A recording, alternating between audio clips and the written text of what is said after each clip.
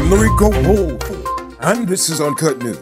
After spending most of Thursday playing damage control with the Chinese government, Foreign Affairs Minister Hugh Todd defended the decision to terminate the agreement to the establishment of the Taiwan Local Investment Office. According to him, since everyone interpreted it to mean that the government is starting diplomatic relations with Taiwan's government, then, we just will throw away the whole idea and we just won't open the office. But when he was personally asked if they would allow Taiwan to come here on its own volition to establish an investment office, he said that it would have to be an arrangement between the private sector to the other private sector.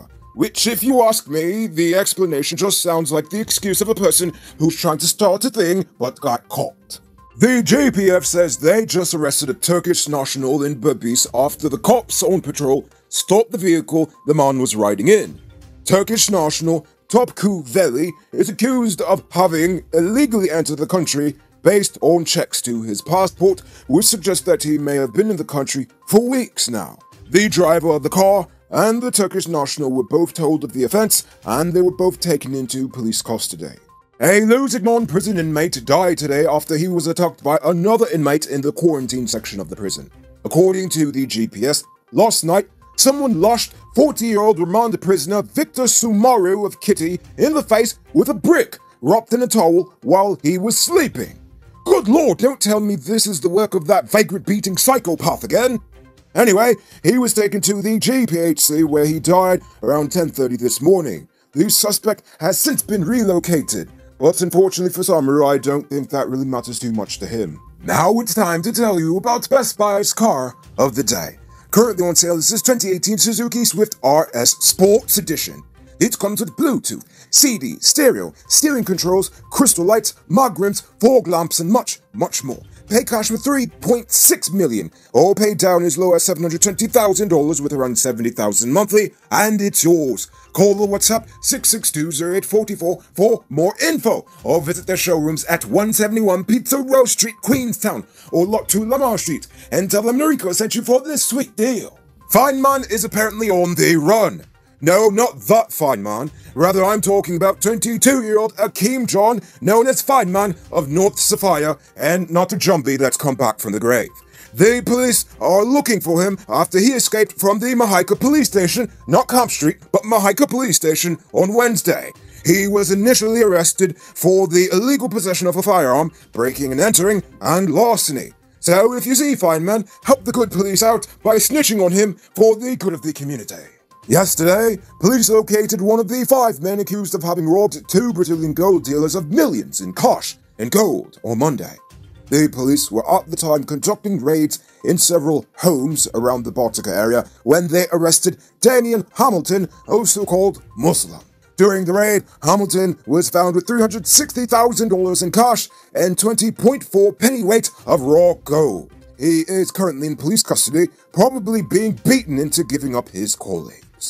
According to police, a 25-year-old man of D. Field Sophia, Greater Georgetown, confessed to the murder of Peter Gonzalez, the elderly contractor who was gunned down on Garnet Street, Kitty, last December for his XR motorcycle. During the interrogation, the man reportedly confessed to the murder. The unnamed suspect took the detectives on Thursday evening to a location at Kurukururu on the Sustaglinden Highway where the motorcycle was recovered. Meanwhile, his accomplice, 28-year-old Casey Helliger, was also charged for the heinous crime and was remanded to prison several weeks ago. Digicel is celebrating their 14th anniversary this month, which means they are shaving off prices. Get the DL3 smartphone for just $14,000, or the DL3 Pro for just $17,500. Plus, get 30-day Digicel Prime Bundle when you buy any LTE handset. This offer is available at Cellular Plus Digicel stores in the City Mall, Starbrook Square, Massey Providence, and Massey Turkine. Don't miss out. Over a week after announcing that the gas compressor on the Liza Destiny has failed yet again, Exxon announced that a technical team has safely removed the 3rd stage compressor and is preparing it for transport onshore. An initial examination determined that the unit has to be sent for repairs in Germany, where it is expected to arrive on February 9th. The full extent of the damage will not be known until a detailed inspection of the compressor is made at the factory in Germany. In the meantime, Exxon is reducing its daily oil production in order to pollute the environment a little less, and are currently injecting or using 88% of the gas produced from the wells. It's now time for today's Rona Report. Today, the nation recorded 107 new cases. There are now 179 persons dead and 5 persons in the ICU, with 746 persons in home isolation.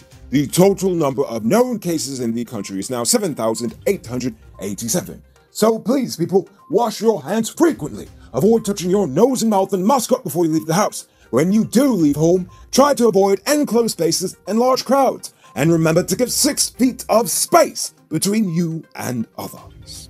Now, let's take a look at news in the region. London-based multinational oil company Tullow Oil announced this week that after a year of relative inactivity, they are back to drilling in the Guyana-Suriname basin. This time they have their sights set on drilling the Goliathburg-Voltsburg North Exploration Well in Block 47 in Suriname. They are also refocusing their efforts on further developing the Oranduke and Kaniku blocks offshore Guyana, despite having originally overestimated the quality of their finds there. According to their CEO, Rahul Deer, the company is proceeding with a view to reducing its cost and debt while generating positive cash flow and building a strong balance. Which is basically rich people talk for saying he's trying the best he can, but this company is bleeding money faster than a pig in a slaughterhouse. How's this for a bedtime story? Stupidity Bill spends thousands of dollars on new printer ink. Senti Bill, on the other hand, refills his empty cartridges at Print for Less for just $1,000. He gets a 6-month 100% money-back guarantee on every refill. Then the bucket bend and the story ends. Call the WhatsApp 667-0066 or visit them on Facebook at Print for Less Guyana. Don't be a Stupidity Bill. In a report I never thought I would ever be saying, Jamaica is actually running low on ganja. Yes, Jamaica of all places. Heavy rains, followed by an extended drought, an increase in local consumption, and a drop in the number of marijuana farmers have caused a shortage in the island, which experts say is the worst they've ever seen. I'm sure the ghost of Bob Marley is crying right now. Jamaica authorized a regulated medical marijuana industry and decriminalized small amounts of weed in 2015. Activists believe the loosening of Jamaica's marijuana laws on the pandemic has led to an overall increase in local consumption. Of course, you're all stressing at home, of course you want to get high. Anyway, the government's Cannabis Licensing Authority, which has authorized 29 cultivars and issued 73 licenses, said there is no shortage of marijuana in the regulated industry. But farmers and activists say weed sold via legal dispensaries still costs 5 to 10 times more than pot on the street. So of course they're going to go and buy the street weed. I mean, come on, save money. And now for our weird news story of the day. A teen stowaway has survived after being found clinging onto the landing gear of a flight from London to the Netherlands. The 16-year-old is believed to have already been on board the flight, which landed at Stansted Airport from Kenya, having passed through Istanbul, Turkey on the 4th of January. Hope I didn't lose you with this. It then left London and then made the journey to Maastricht-Aken Airport in the Netherlands. The teenager was then found hiding near the landing gear, and it is thought that he had been holding on to the aircraft as it reached an incredible 19,000 feet up in the air. In a tweet about the incident, a spokesperson for the Dutch Armed Forces said the boy was doing well. A spokesperson from the Stansted Airport told My London there was no evidence to suggest the boy, who is originally from Kenya, had entered the flight when it landed in London before taking off again for the final leg of its journey. Who said luxury can't be affordable? Move into your own home in 2021. Lenora Estates, West Coast MRR properties are within your reach. Move out to the landlord's place and put that rent money towards your own 5,000 square foot property. Call or WhatsApp 592-618-5702 or call +1 516 476 2172 for more info. And finally, for our Uncut News Viewers Poll question of the day. Every day we pose a question about current events in Guyana, the region, the diaspora, and how you feel it relates to us. So you give your responses in the comments, and we'll read the best ones in the following episode. Yesterday's question was, do you support the government's decision to reverse its decision on making the Taiwan investment office here, or does it look like we're being too inconsistent? Robin Singh said, no, Taiwan needs help just like Guyana needs help. Omari says, Guyana is a sovereign nation and we can make deals with any other states we deem necessary for our socio-economic development. This just shows just how much control the Chinese have over our economy and politicians. What a shame. Taiwan is an independent country. Oh boy, don't let Xi Jinping hear that. Aha! And my man loves me.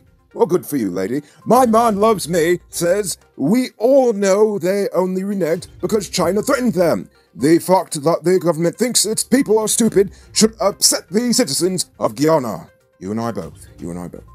So, good answers, people. So tonight I leave you with this question. This is the second time that Exxon has had to reduce oil production and increase air pollution due to faulty equipment. Do you believe that Exxon should have to compensate us for when things like this happen?